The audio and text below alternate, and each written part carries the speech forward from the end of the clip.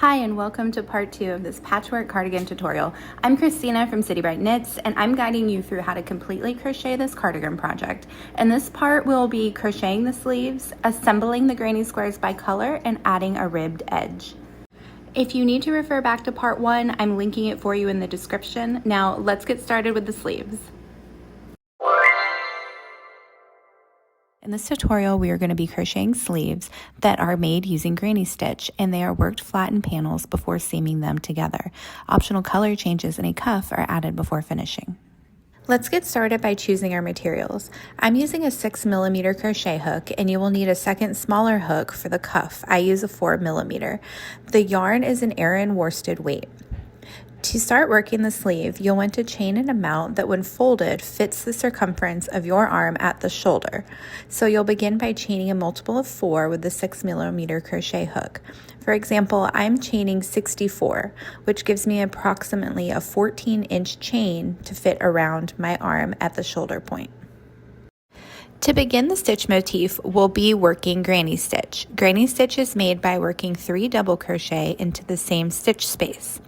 Count 4 chains from your hook and work 2 double crochet into this space. The turning chain that we just counted will count as a stitch here, so you really have 3 double crochet total.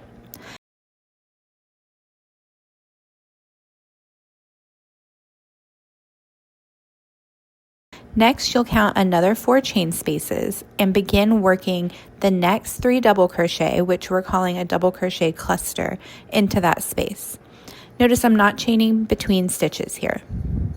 You'll repeat this stitch again, counting 4 chain spaces and working 3 double crochet into that space. You can see how the granny stitch clusters are taking shape. Continue working this way down the length of your chain, and when you get to the very last chain, you're going to work a complete double crochet cluster. At the end of your row, fold the cord around your arm and make sure that it fits at the shoulder underarm area. If you count the amount of granny stitch clusters here, it'll depend on how many chains you started with. For me, I started with 64 chains and I have 16 clusters, which measures approximately 14 inches. To begin working the second row, you're going to continue in the same way. You'll chain 3 as the turning chain and begin working the double crochet clusters between the clusters made on the previous round. So continue working 3 double crochet clusters into each space along the row.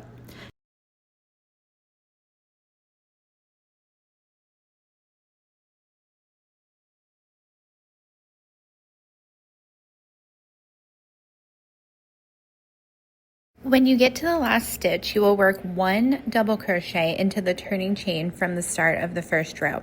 This squares off the row, so you will have a single double crochet on both ends of your work. You'll begin working row 3 just as you did row 2 by chaining 3, turning the work, and working into the first space between stitches. On this row, you will work directly into the first space between single double crochet and the next double crochet cluster. Work 2 double crochet here because the turning chain counts as a stitch. Carry on working the next 3 double crochet cluster into the stitch spaces along the row, just as you did in row 2.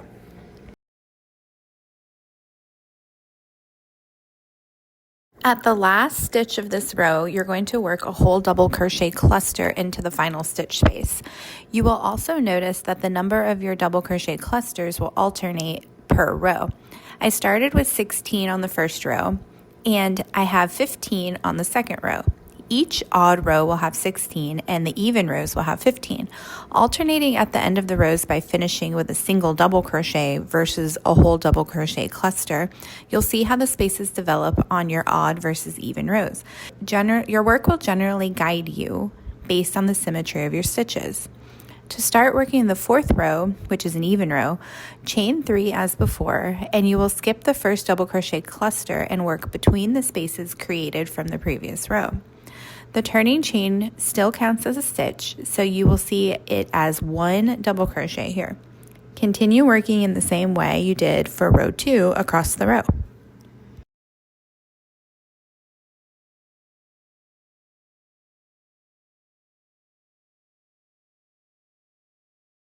When you get to the end of row 4, you're going to finish with 1 double crochet into the last stitch.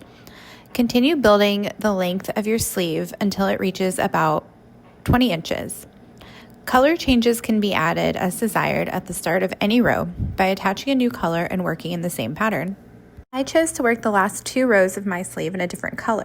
So to do this, I attached the yarn onto the hook in a new color, and I like to work 1 single crochet incorporating the new strand just to secure it. Chain 3 and work the next row in the same way you did as before, whether it's an odd or even row. The new color will add a nice visual effect to the sleeve, and this could be done in stripes or color blocking. You should have a flat rectangular panel by the time you're finished. Mine measures approximately 14 inches wide by 20 inches long. This is about 36 granny stitch rows for me.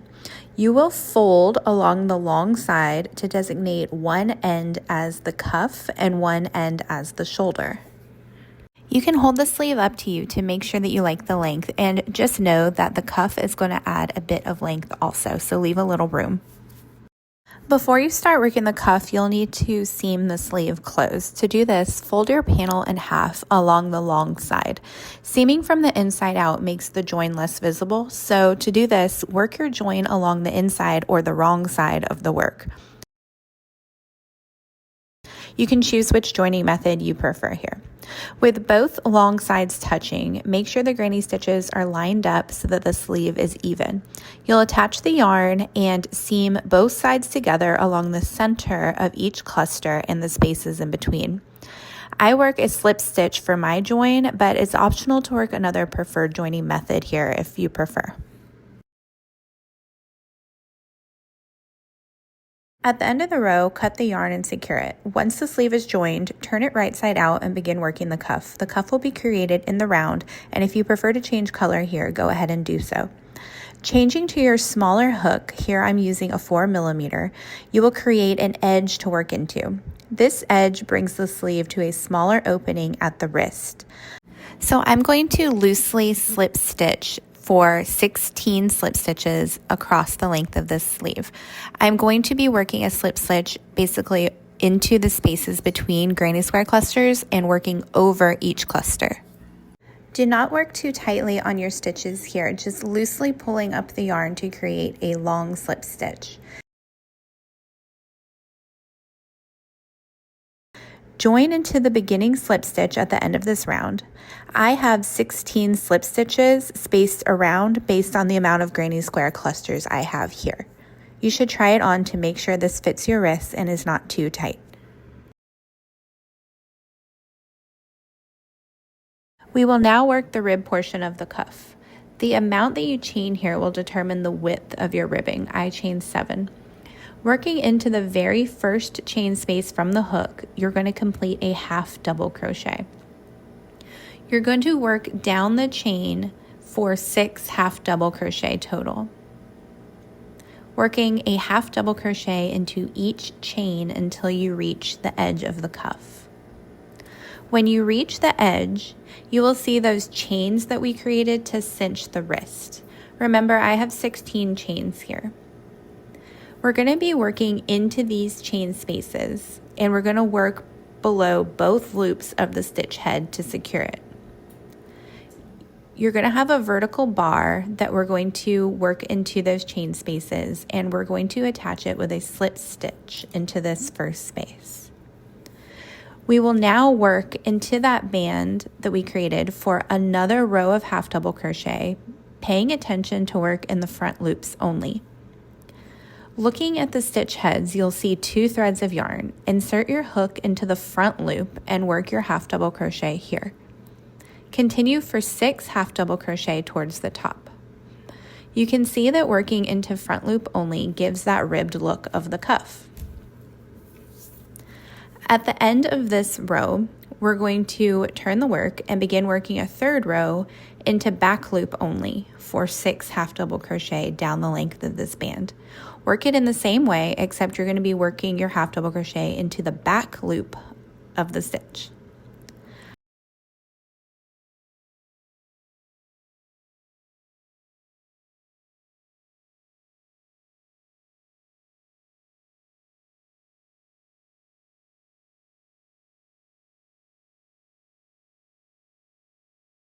This is going to complete our third row of ribbing. And when we get to the very last stitch, we're going to want to join it back onto the cuff of the main sleeve. And how we do that is by working into those chains that we created when cinching it smaller for the wrist. So I'm going to work a slip stitch into the first chain and into the chain next to that. I'm going to turn the work before working another vertical row of ribbing. Alternating between front loop only and back loop only creates the ribbed look. You should roughly have twice as many ribs as you had chains at the wrist. Since I had 16 chains, I have about 32 ribs. This is because you will work going upwards and then coming back down, so that's 2 ribs per chain space. Ending on an even rib at the point where you've reached the end of the cuff towards the wrist, you will slip stitch the cuff closed. So begin by finding the last open space at the end of the sleeve where we did those granny clusters and slip into that space. Begin by holding the cuff together and aligning the stitches. You can work a half double crochet here, but I'm just going to single crochet. Insert into the 2 interior stitch heads and just work a single crochet stitch here. The interior stitch heads will mimic the look of that front and back loop only, so that's just a technique that I like to do. Be sure at the very end working upwards to capture that last stitch so that your sleeve does have a nice finished look at the end. At this point, you should be able to cut your yarn and sew in all edges. You are now ready to assemble your cardigan. At this point, you should have all your granny squares and 2 sleeves. I'm going to include for you a color chart on the next pages to help indicate how I arranged my colors, although color placement is completely up to you. The schematics chart is intended as a reference for you, so go ahead and screen grab it. And you can see that there are front and back sides indicated. I like to arrange my squares on the floor or on a large table with space to see how the colors are going to line up next to each other. I like to stack the squares on top of each other for reference, and at the sides I'm going to have some squares that will just be folded. So laying them out really helps you to see any missed squares or colors that you may want to include.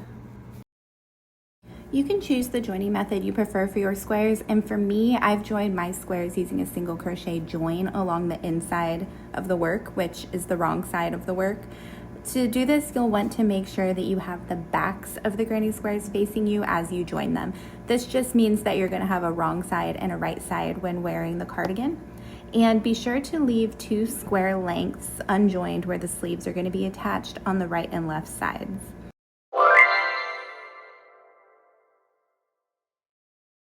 Now I'm going to show you how to join the half granny squares at the underarms. You can see that they'll be joined with the longer flat side facing downwards, and the tip of the triangle is going to be at the peak of the underarm.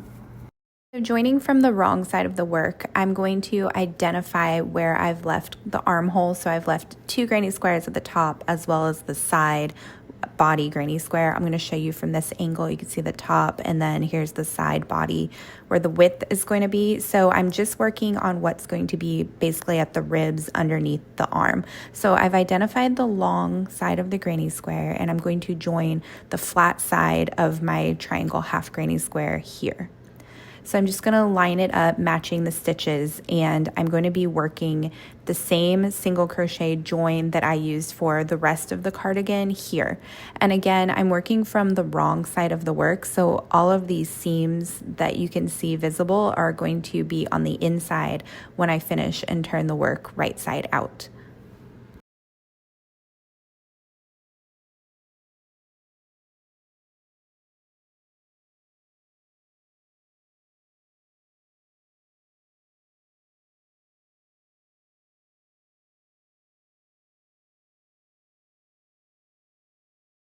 Once you've got that edge, you're going to want to join up along the sides. So I'm showing you what it should look like here. This is the right side of the work. So when you're wearing it, you can see the triangle is joined.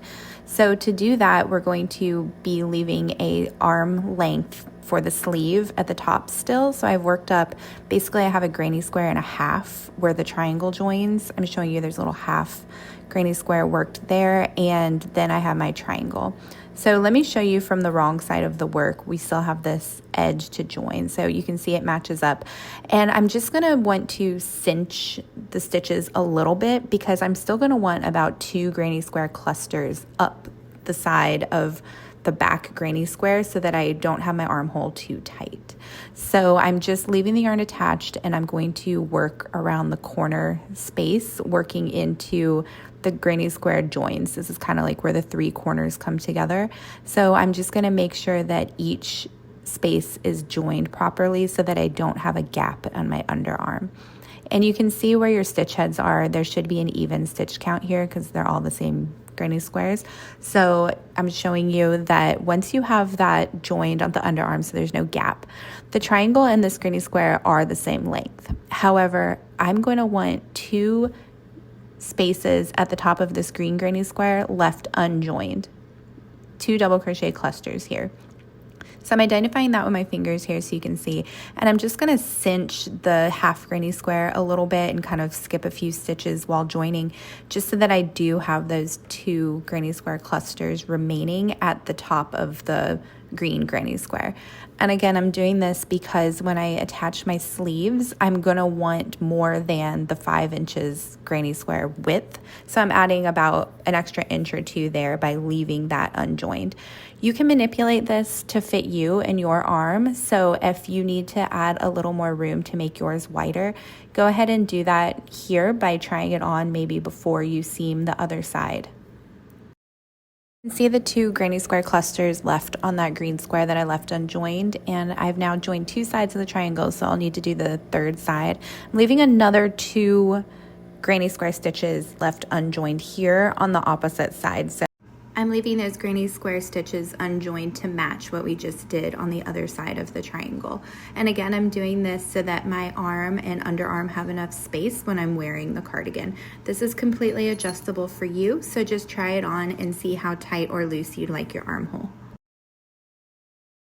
From there, just continue joining down this 3rd side of the triangle, and make sure to join loosely so that your triangle is not pulled too tight. And also when you get to that last space of joining, that you just work into each stitch as needed so that you don't have a gap in your underarm. Once you have your half triangle joined, you'll see that we've left an opening for the arm, and this is where the sleeve is going to go. So when you have your piece of sleeve, it should just match to the same size as that opening, and this is where we're going to begin seaming. One note before we begin working the sleeve, you'll want to grab some stitch markers because it helps to hold the sleeve in place to your granny squares using stitch markers. Fold your sleeve so that it is a flat tube shape, and don't forget we're working inside out from the wrong side, so you'll want to flip it wrong side out. And the seam from where you join the sleeve together should be aligned to the bottom of the underarm, and find the exact opposite part of the sleeve at the top to match to where the shoulder will be. So you should use a stitch marker to hold the bottom in place and a stitch marker to hold the top in place. I like to start at the bottom of the sleeve where the seam is at and work my way around. This means that I'm going to start at one end at the underarm, work up towards the shoulder, work back down towards the other underarm. So that's what I've done here, and I've worked all the way around the circular part of the sleeve, and I'm at the very last stitch before joining to the second part of the underarm here. And you can see my stitch markers holding my sleeve in place at the bottom. I have the seam of my sleeve facing me, so I'm still working from the wrong side here. And then where the stitch marker is at, it's indicating that half triangle granny square that I put for the underarm. So if I move the stitch marker here, you can hopefully see that I have one last little gap at the underarm that I'm going to be closing. So I'm just working into the seam of the sleeve. Just find whatever stitch heads work for you here and join that to the very tip of the half granny square triangle. I'm actually going to do this twice just to cover up any holes or large gaps that I have in the underarm. So I'm going into the seam of the sleeve again and just joining a little spaced over into that half granny square here. Once you have your sleeve attached, move on to the second sleeve, and then we're going to do the ribbed edge to finish. I opted to make my ribbing in green because I think it nicely accents the cardigan, but go ahead and choose whatever yarn color you would like. And for the tutorial, I am going to be including a previous tutorial that's already linked on my page here for you, so continue watching. It's just going to be a simple 1x1 ribbing done in crochet, and so whatever stitch count you have on your project can easily apply to this one. I'm going to show you how. Start by attaching the yarn to your project, and you're going to simply be working along the edge. It's going to resemble this ribbing that I have here, which is about 1 inch wide, and it's worked with just a series of half double crochet. It gives a great texture on the front and the back and gives this ribbing effect. You can change the width of your ribbing if you want to, but I'm going to start by showing you mine. It's going to be using a medium weight cotton yarn and a 3.75 millimeter crochet hook. I'm simply attaching the yarn to the edge of my project. It's best to do this starting at a corner. I'm going to chain a series of 4. You can increase the chain here if you want an extra wide ribbing, but I'm just going to show you this simple instruction. So after you chain 4, yarn over and into the very first loop, you're going to be working your first half double crochet. It's a simple half double crochet, nothing special here. And into the very next loop, you are going to work a second half double crochet. You can see these are pretty tight together, but that gives you the look of the ribbing. Into the third chain, you're going to work another half double crochet. So I have 3 half double crochet stitches built here along the chain 4 edge. And in this very last one that looks like a stitch, you're actually just going to slip stitch that onto the edge of your project. This connects your ribbing. You're going to slip stitch once more just so that when you turn your work to work the back side, you have room to work your half double crochet stitches. I'm going to show you this once more so that if you are crocheting in real time, you can follow along with me. I'm starting with my chain 4. I'm only chaining 4 here because this gives me the width that I want to. Like I said, you can increase this if you prefer. Into the very first loop, which seems like it should have an extra chain here, it doesn't. You are going to work your first half double crochet. By yarning over and inserting your hook into that first chain space, you're going to complete a half double crochet. Into the second chain, you're going to do the same thing. You're going to work another half double crochet.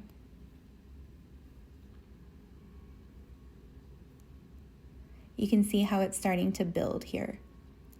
Into the third chain, you're going to do again another half double crochet. You have 3 stitches here along your chain 4 edge. You can see how if I take the hook out, this is just going to build vertically and create a rib. So into the stitch along the base of my project, I'm going to insert the hook and slip stitch. I don't want to build any height here, I'm just attaching the project. I'm going to slip stitch once more so that when I turn my work and work along the opposite side of this ribbing, I have room to complete my stitches. So let me show you here. I'm turning the work, and into the very first stitch, I'm working a half double crochet. I'm going to repeat this along the 3 half double crochet that I had from the start. So I'm half double crocheting 3 times, and into the very last edge of that stitch, I'm half double crocheting. This completes 2 rows.